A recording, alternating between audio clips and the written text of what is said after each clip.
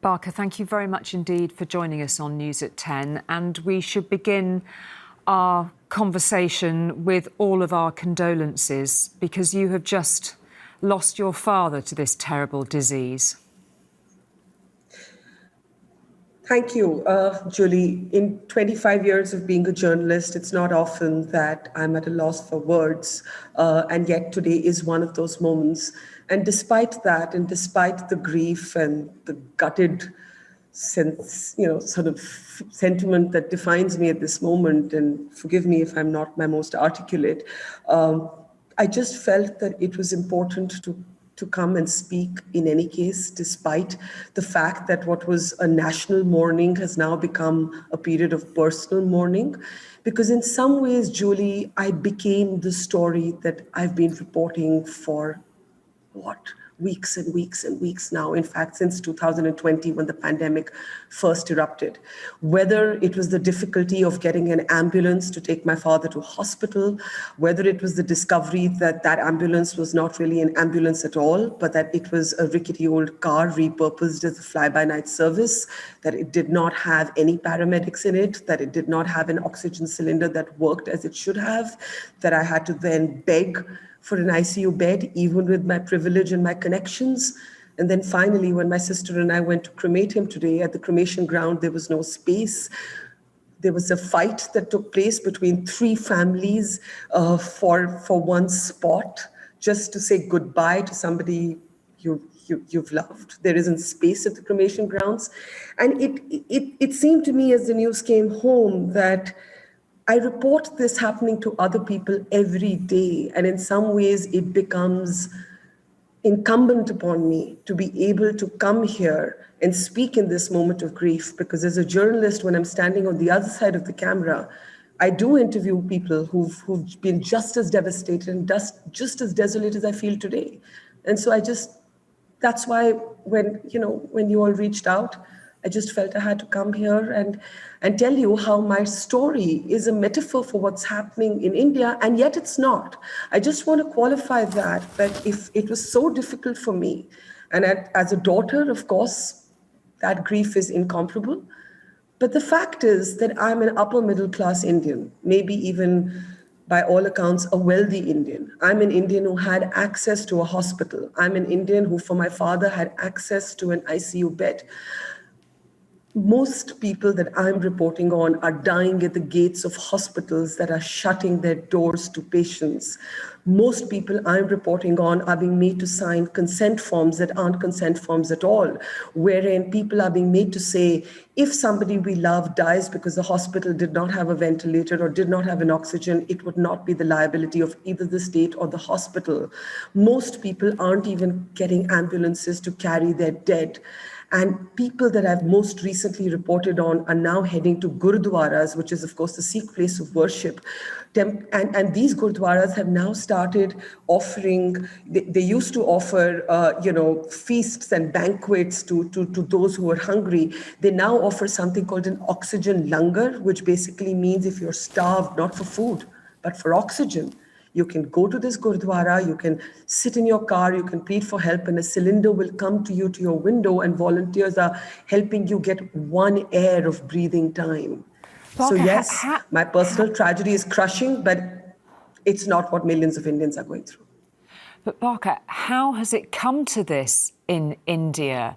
In a country that, from all perspectives, from so many perspectives, has been on the up, that people thought would be able to cope, where we've seen images from earlier in the pandemic where it seemed that India was across this and coping? Well, Julie, India declared victory against the COVID-19 pandemic far too early. India got complacent, and India also got callous. And we got complacent because we thought the worst was behind us.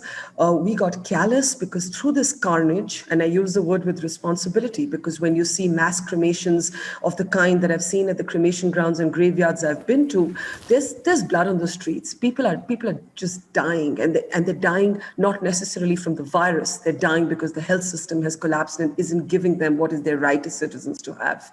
And through this carnage, we've had election rallies, we've had electioneering take place. We've had hundreds of thousands of people gather in mass congregations. We've had religious congregations. We've had India's election commission now been accused by one of the courts for being responsible for murder.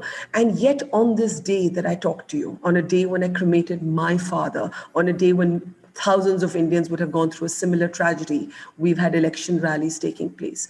That is callous. And finally, there has been incompetence. Why was our vaccine rollout program so slow? We lost critical 2 months.